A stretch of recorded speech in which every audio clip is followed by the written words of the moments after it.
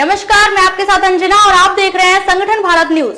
आइए शुरुआत करते हैं आज की खास खबर से। बीजेपी शिवसेना कभी गलबहिया करने वाले अब एक दूसरे को फूटी आंख नहीं सुहा रहे। बीजेपी शिवसेना के कार्यकर्ता लगभग 25 सालों तक एक दूसरे के साथ गलबहिया डाले हिंदुत्व के नारे लगाते थे। 2019 के बाद मुख्यमंत्री पद को लेकर दोनों पार्टियों के रास्ते अलग हो गए। बीजेपी जहां आज भी हिंदुत्व के नारे को बुलंद कर रही है, तो वहीं शिवसेना उद्धव गुट, कांग्रेस और एनसीपी शरद पवार गुट के साथ धर्मनिरपेक्षता का संवाहन बन चुकी है।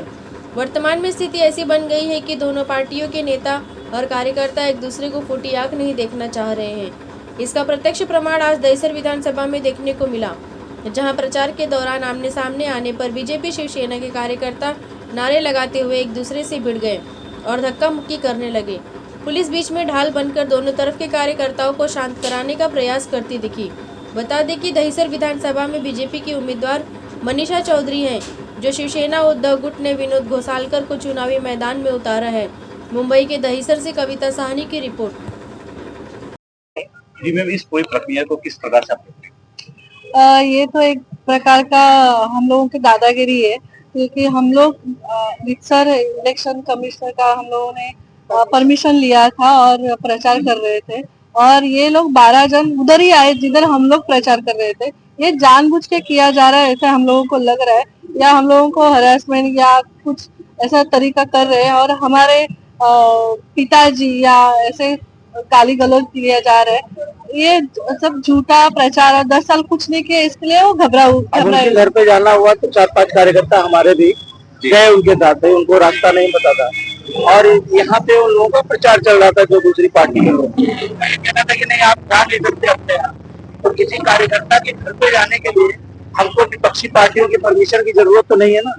तो इतने में उन्होंने क्या किया, जिस कार्यकर्ता के घर पे गए थे उन लोगों ने हमारे नेताओं की गाड़ी को दौड़ाया, हमारे नेताओं को दौड़ाया। तो हमको पता चला, मैंने अपनी घर की खिड़की से देखा, बालकनी से, तो हम लोग दौड़ के आए थे जहाँ पे। तो यहाँ पे देखा तो कम से कम 200 से 300 लोग एक गाड़ी को घेर के खड़े हुए थे। तो फिर हमारे कार्यकर्ता भी जिसको जिसको मैसेज पहुंचा, तो हमने विरोध किया उनका डट के। हम कहे भाई, ये दादागिरी आपका नहीं चलेगा, अभी जो दादागिरी करना था उसका आपका समय पूरा हो गया।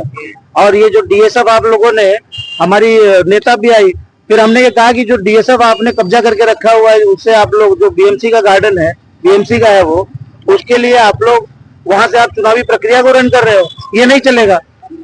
अच्छा, ये बताइए कि आप अभी तक जो बोल रहे थे, ये थोड़ा क्लियर कीजिए, कौन सी पार्टी के लोग थे, कौन कौन थे, जरा बताएंगे कि कौन थे? देखिए, ये उबाटा के लोग थे, यहाँ के लोकल हर्षद कारकर, उनकी वाइफ दीक्षा कारकर, और उनके सभी तमाम यहाँ के शाखा प्रमुख कार्यकर्ता, सभी लोग थे। दोस्तों की टीम थी सर, बाय फेस सबका जानते, बाय नेम भी जानते हैं। एक जिक्र आपने किया दौड़ाने का, क्या मारामारी हुई? बिल्कुल, अगर हमारे कार्यकर्ता नहीं पहुंचते तो उनके लोग हमारे नेताओं को यहाँ पे मारते भी, और बड़ा मतलब बहुत बड़ा जो है यहाँ पे हादसा हो जाता था अगर हम लोग नहीं पहुंच पाते वहाँ पे। तो हम लोग क्या अभी इसके लिए जो है पुलिस स्टेशन में कोई किसी तरह की कार्रवाई? अभी हम लोग अपने आमदार से और हमारे मंडल अध्यक्ष से हम लोग सलाह मशवरा करके उसके ऊपर बिल्कुल, आज हमारी रैली है, और रैली के बाद हम लोग पुलिस स्टेशन में जाके इस पे एक लिखित कंप्लेंट देने वाले हैं। 5 बजे आप लोग की रैली होने वाली है, और जो हम जान रहे हैं कि आज ही दूसरे लोगों की यहाँ सभा भी है, तो क्या ये गर्मा गर्मी तभी भी जारी रहेगी? देखिए, हम तो भारतीय जनता पार्टी के शिष्ट कार्यकर्ता हैं। हमको ये लड़ाई झगड़े में हमको कोई विश्वास और भरोसा नहीं है, लेकिन हम ईंट का जवाब पत्थर से देना जानते हैं। हमारे जो कार्यकर्ता है यहाँ पे, वो किसी का घर ऊंचा करवाने में पैसा नहीं खाते। हमारे लोग कहीं गली में दत्तक बस्ती है तो उसके लिए 20-20 रुपए हमारे यहाँ के लोग नहीं लेते। दत्तक बस्ती में अब मैंने उस दिन भी आवाज उठाया था कि भाई, दत्तक बस्ती के जो लोग हैं वो काम क्यों नहीं कर रहे हैं? गली गली में आपके लोग ही हैं दत्तक बस्ती का, जिनके संस्था को काम लगा हुआ है। क्यों नहीं आप उसके ऊपर जवाब देते? आपको जवाब देना चाहिए कि भाई, आप घर घर से कचरा उठा के, अगर आप घर से कचरा लेते तो लोग रास्ते और मंदिरों के पास कचरा जमा नहीं करते। तो इसका जवाब तो आपको देना चाहिए। बस आप दादागिरी करोगे, दादागिरी अब सहने वाली नहीं है। अम्बावाड़ी और वार्ड क्रमांक 6 के हमारे भारतीय जनता पार्टी के सभी कार्यकर्ता, राजेश अध्यक्ष, अमित सिंह, प्रशांत सिंह, जितने भी, आशीष तिवारी, सभी लोग एकजुट होकर यहाँ पे आवाज उठाएंगे, और हम लोग आने वाले समय में इसका पुरजोर विरोध करेंगे। राय जी, खबरों में अब तक के लिए बस इतना ही। फिर होगी आपसे मुलाकात कुछ ऐसी खास खबरों के साथ। तब तक के लिए नमस्कार, और देखते रहिए संगठन भारत न्यूज।